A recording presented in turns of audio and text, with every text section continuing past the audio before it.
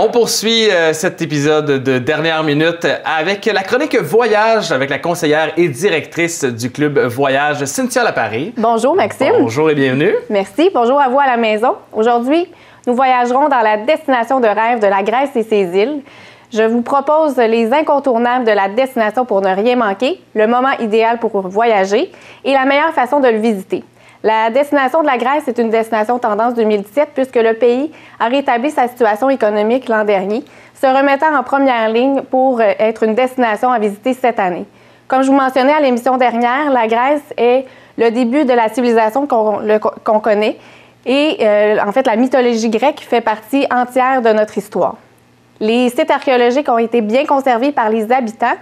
Et il faut absolument, en fait, parcourir ces sites archéologiques pour bien comprendre l'histoire du passé. Un circuit guidé et accompagné, tel que le circuit classique que propose Transat, met exactement de l'avant ce que je vous propose. En fait, on commence toujours ce circuit par une ou deux nuitées à Athènes, qui est la capitale de la Grèce. Un arrêt obligatoire s'impose pour visiter le célèbre musée de l'Acropole, évidemment l'Acropole lui-même et son Parthénon. Au pied du roc sacré de l'Acropole, on retrouve en fait la Plaka, qui est, en fait, je vous propose de l'explorer, qui est un des plus anciens quartiers de l'Europe, en fait, pour visiter le monde antique de ce village. Au cœur de l'action athénienne, vous découvrez en fait une ambiance calme et décontractée, où locaux et touristes se rassemblent dans une zone piétonnière pour flâner, prendre un verre et admirer le mélange de la culture en fait antique et également moderne. Ensuite, quand on termine dans le fond, ces deux nuitées-là, on commence par le circuit classique. On va explorer on va parcourir de nombreux kilomètres à travers ce pays montagneux qui va nous offrir de magnifiques panoramas. On va visiter les sites archéologiques tels que dans le fond, Kalambaka, qui est au pied des villages, en fait, des météores. Les météores, ce sont des sommets isolés du reste du monde qui ont servi de refuge aux moines, qui est toujours habité. Donc, vous pourrez faire la visite de deux monastères, soit de sœurs et aussi de frères. Très impressionnant, en fait, pour l'avoir fait. On a aussi Delphes, qui est célèbre pour son théâtre, son sanctuaire et le temple d'Apollon. On a également la ville d'Olympie, qui est le début, en fait, des Jeux olympiques antiques, qu'on connaît exactement. Oui. On a aussi la ville d'Épidore, qui est l'un des plus grands sanctuaires de la Grèce, qui est, dans le fond, dédié pour le dieu de la médecine. On a aussi Napholion, qui est une ville aux accents italiens, dressée par deux forteresses. On a le canal de Corinthe aussi, qui est très populaire. Et on termine avec la visite de la cité antique de Mycène, qui est l'une des villes les plus anciennes, datant de 1700 avant Jésus-Christ. Donc, ce circuit classique met tout ça en vedette. Et évidemment, tous ces sites archéologiques sont des incontournables. Donc, dans le circuit classique que Transat propose, tout ça est mis de l'avant. Le meilleur temps de l'année pour en profiter. Là, vraiment. Pour la Grèce, je dirais juin, septembre. En fait, septembre est un mois favorable pour toutes les destinations de l'Europe parce qu'on n'a pas une chaleur accablante. C'est sûr que quand on a des sites archéologiques comme ça à visiter, quand il fait trop chaud, c'est moins approprié. Exactement, c'est plus épuisant. Puis aussi le fait que le mois d'août complet, les Européens sont en vacances. Donc, il y a beaucoup plus d'achalandage à ce niveau-là. Par contre, pour ceux qui prévoient puis qui sont amateurs de baignade qu'on pourra faire au niveau des îles de la Grèce, c'est plus juillet et août que là, dans le fond, l'action, tout est fringant. Donc, on peut, surtout à Mykonos, là, avec ce monde endiablé, là, c'est juillet-août, les touristes ils vont séjourner.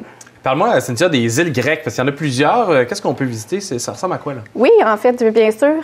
On a, dans le fond, les incontournables aussi pour la Grèce. Pour visiter la Grèce, à mon avis, il faut le faire de façon indépendante pour découvrir ces sublimes îles au décor paradisiaque. Pourquoi pas le faire à notre rythme pour, en fait, voir les beautés qui s'y trouvent, bien encadré par le service de représentation en destination Tour Greece, qui est une filiale de Transat. Ils ont en fait un service de représentation sur les îles telles que Mykonos, Santorini, Rhodes, Crète, Paros et même à Athènes. Ils sont là pour vous offrir un service incontournable, pour vous guider, vous donner les choix d'excursions, les incontournables, et pourquoi pas vous donner le choix de restaurant en soirée pour aller déguster ces merveilles dans le fond culinaire que la Grèce propose. De mon côté, en Crète, mon coup de cœur, qui est le palais de Knossos, et dans le fond, la plage de corail rose de Phalasarna.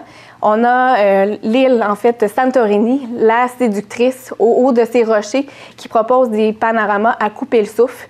On a en tête là, les images de Maisons Blanches et les toits bleus. Donc, c'est à Santorini qu'on peut les découvrir. L'île volcanique regorge de petites terrasses où vous allez pouvoir aller vous prélancer, prendre une merveilleuse bière Mythos et contempler le temps qui se passe devant vous. Également important à mentionner, du côté de Santorini, avec sa célèbre route des vins, où on peut déguster de délicieux, en fait, vins. Si vous le désirez, en fait, c'est quelque chose qui est possible dans les excursions.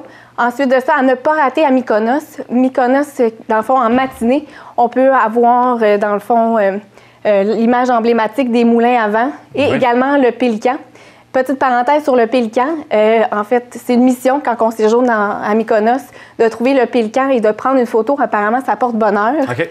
Ensuite de ça, je vous propose de découvrir les plages au sud qui sont plus animées, en fait, au niveau musique et tout ça. Là, durant la journée, durant la journée, il y a de la musique, mais plus la journée avance, plus la musique augmente et les gens dansent au fil du temps et toute la nuit, en fait.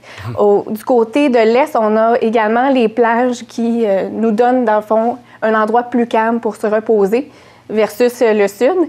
Et dans le fond, du côté de Mykonos, c'est un endroit qui attire beaucoup la jeunesse du monde entier pour aller justement, comme je le mentionnais, danser au rythme de ces DJ là, qui sont là puis qui nous font danser sur les plages de sable blanc entourées de la mer Égée. On a Rhodes qui est, dans le fond, l'île qui est sacrée, en fait, du côté du dieu du solaire. Donc, je vous propose tout simplement d'aller marcher dans les rues et les ruelles de la vieille ville.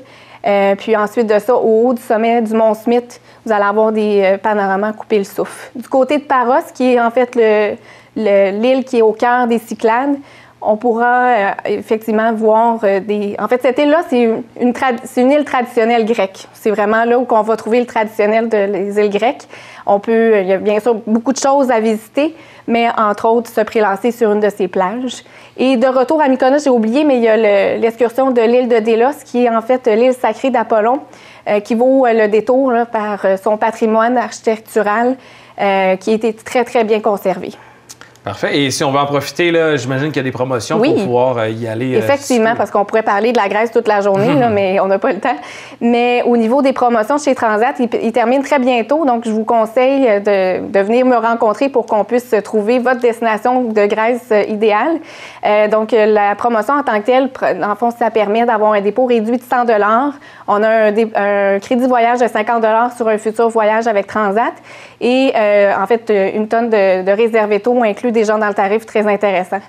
Pour la prochaine émission, Maxime, je vous propose une émission spéciale Saint-Valentin de Love is in the Air. On va parler un volet complet sur les mariages à destination, les voyages de noces, lune de miel et anniversaire de mariage. Excellent. Merci beaucoup, Cynthia. Merci. Bonne semaine. Bonne semaine.